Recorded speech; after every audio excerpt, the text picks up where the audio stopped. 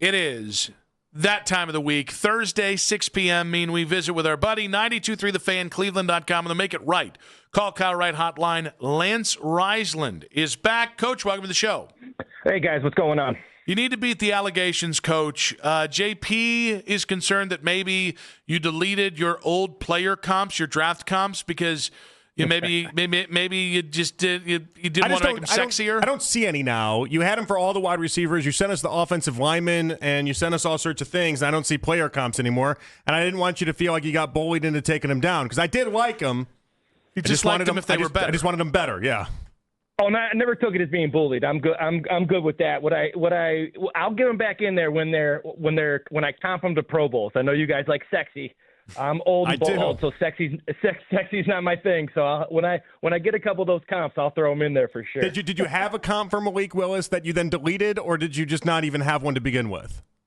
No, I didn't have one on Malik. I think he's a pretty unique guy. For me, he's kind of a thicker, more power run Lamar Jackson. Right, so you had a very obviously. sexy comp, you just left that out for some reason. You said a bigger, sexier? Wait, what did you say? There's no sexy. I don't do sexy. I didn't say sexy. A bigger what now? A bigger what than Lamar? Bigger, thicker. Thicker. Right? Thicker. So you get those. So where Lamar does a lot of zone reads and things where he's reading, that you can run an actual power run game, a +1 run game. With a guy like Malik Willis because of that thick lower body. So, if your comp is a bigger, thicker Lamar Jackson, you can see why people are pretty excited about that. You don't actually think he's Lamar Jackson, though. Oh, absolutely not. No, I'm just talking. And once again, it's just the comps have a lot to do with, obviously, skill sets don't always match up with numbers and Pro Bowls and all those things. So my comps are more based on, like, what do they look like and how do they move and how would they look on the field? Because sometimes – you got guys that run 4.6 that are really good at separating. It's one of those things. It's just body types and what I think they could be when they're on the field. The production is obviously the most important thing. You know what, Coach? I think we've decided. I've decided for you. You don't need to do the comps because if your comps are bigger, thicker Lamar Jackson, that might send the wrong message to people. Nope, no worries. I will keep the comps to myself. All right, Coach. Let's go to the wide receiver. Let's go to the offensive line class here because the station had Todd McShay on in the mornings a couple days back, and he talked about this being a strategic draft. That even though you might have a wide receiver one up top there that might have a better grade, it might be the kind of draft where you take a slightly lesser grade on a tackle because the one's not going to be there at 24, and then maybe take obviously your third, fourth, fifth highest ranked wide receiver. When we get to that sixth pick, do you think that there are offensive linemen that fit what should be a sixth pick Pro Bowl caliber type player in this draft? No, I would trade. I think they need to work inside out. Like I always say, I'm always taking the best player. I don't care what position he plays, where he's at. I'm taking guys that change games. And then if I don't think a guy, which I think Fano's close, and I think Maui Noah's close. But I think a guy like Monroe Freeling is a guy at 24 that might be around. But no, if I'm at 6, I'm taking the best player. I'm taking Arvell Reese. I'm taking Caleb Downs, or I'm trading back and I'm taking the best offensive lineman that's there. What if Reese and Downs aren't there? You're trading back, you said, but is that like how? What if there's no trade partners? It doesn't seem like a very appetizing draft to begin with. Anyway, I don't know that there's going to be a million movers and shakers trying to get to number 6. Well, then you got to think about it. Are there other guys out there that you think are changers? Like, I think Jeremiah Love is a game changer. I think Sadiq, the kid out of Oregon, the tight end, I think he's a game changer. So there's guys out there that if you think are worth that, then you got to take them. However, or you take a running back. I would take whoever the best player is, whoever I have on the board. If I think I'm not looking position, I'm looking for in the top 10. I'm always looking for game changers because game changers win down the line, not guys filling holes for me. I mean, I've heard people say that they think Jeremiah Love is a better than Ashton Genty was, and Ashton Genty obviously went 6 overall last year to the Raiders. That's a bold play. You'd have a Judkins and Jeremiah Love backfield. Well, I would just say this: you're never. There's not a lot of teams out there for me that go, I have too many running backs or I have too many of these, right? There in this game, it's so physical. Both those guys can play. You can maximize them a little bit.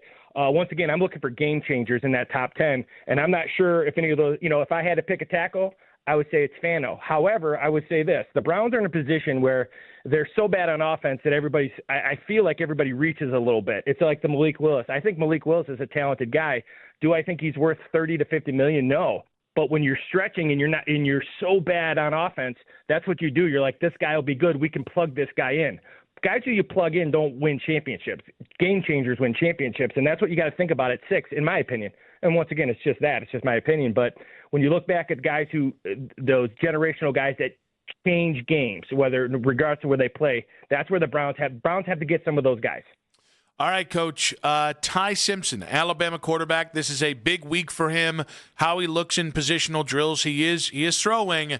What's your kind of initial look at Ty Simpson and your takeaways?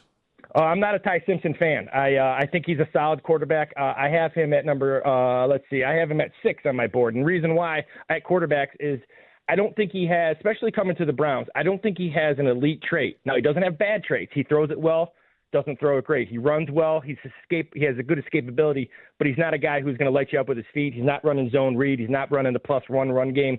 Once again, getting to the second, third progressions, I thought that he did that early in the season. Games 1 through 4 that I watched, I thought he was outstanding.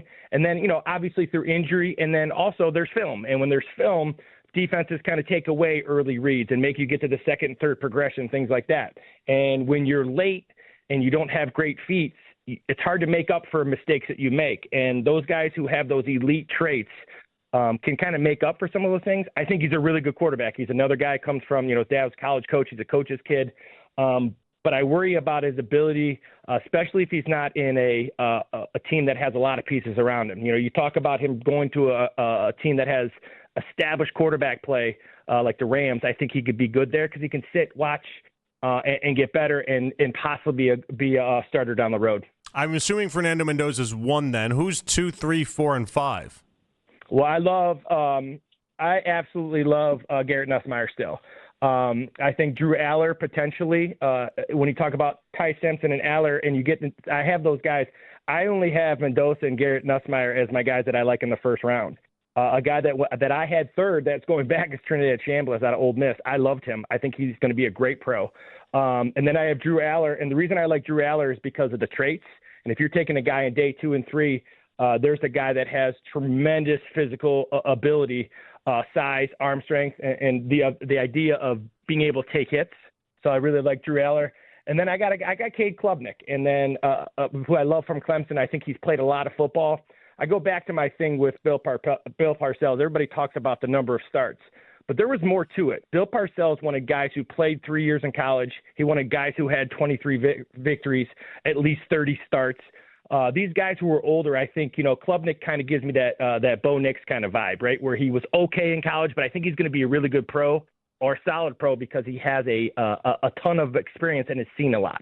Obviously, Coach, we know the Browns need wide receiver upgrades, offensive line. If we take those two groups there off the side, look at the roster big picture. Where are the other places you'd like to see the Browns addressed in this draft and obviously in free agency and trade?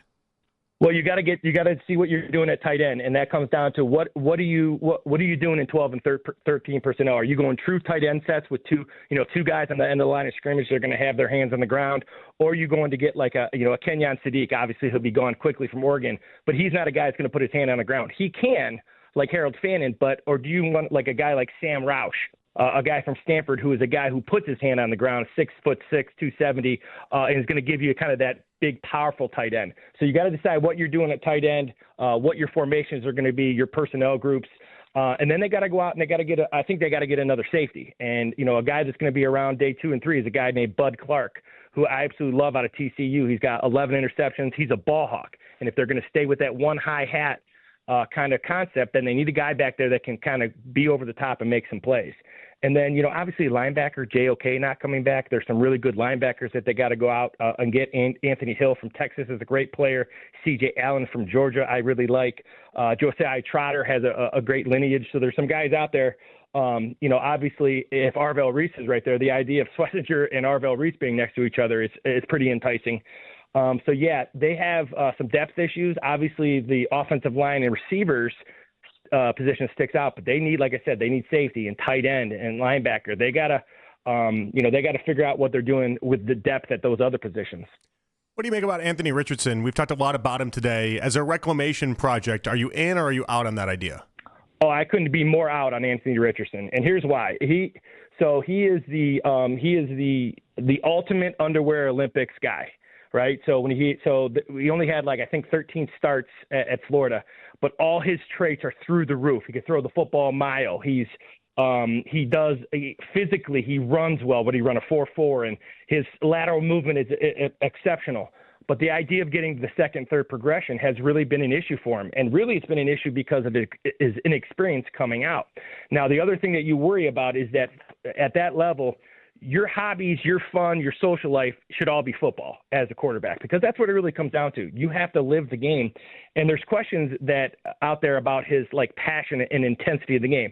I'm not saying if he doesn't play hard, but there's a lot more than playing hard to being quarterback. You have to be ready for the game mentally each week, the different fronts, covers, and blitzes. And I just haven't seen that out of him. So, no, I'm out on him just because I think I didn't like him coming out of college, and obviously then he has the combine, the ultimate combine, and a lot of people love those underwear Olympics. Those traits jump off at you all the time. Coach, great stuff as always, buddy. We'll talk to you next Thursday. Have a great weekend. Absolutely. You guys have a good one. Lance Reisland there, Cleveland.com, 92.3 The Fan on the Make It Right Call Kyle Wright hotline.